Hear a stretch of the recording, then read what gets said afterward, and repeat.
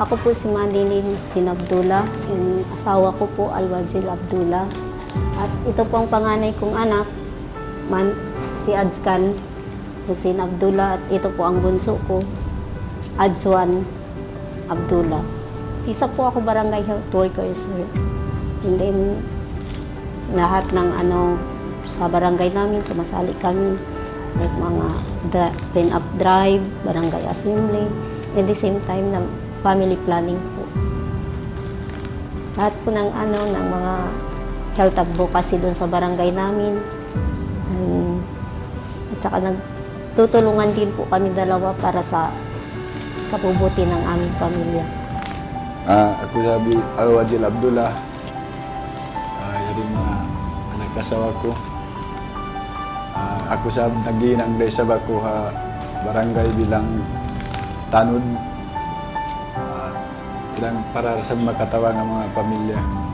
Sinamabya mga kaalan ng Lahat po ng mga like family planning, nagpa-family planning din po kami kasi para sa healthy spacing namin, ma'am. Tapos para din sa malusog na pamilya, ma'am, na nag-aano din kami. Like, yun sa mga immunization, nag-immunization din ako sa kanila. Lahat ng mga ikabubuti, ma'am, sa pamilya namin. Sa eskwelahan, ganyan, about sa nutritions. Lahat po, ma'am, inaano ko sa kanila para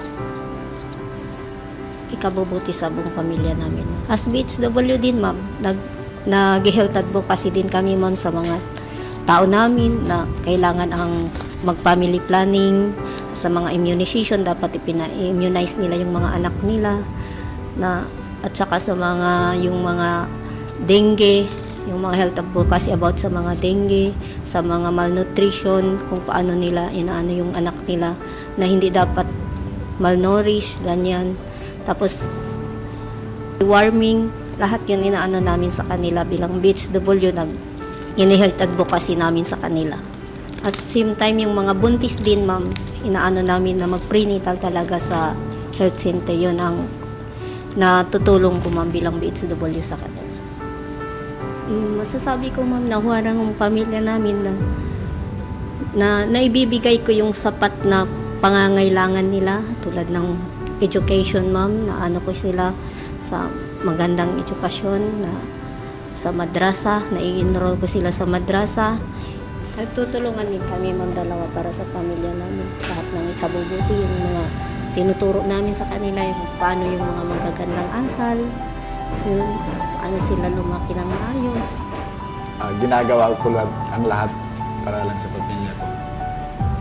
Inang ng katan, pag-usaha, katan, magpalawd sa bako, magpangusaha, mag-ista.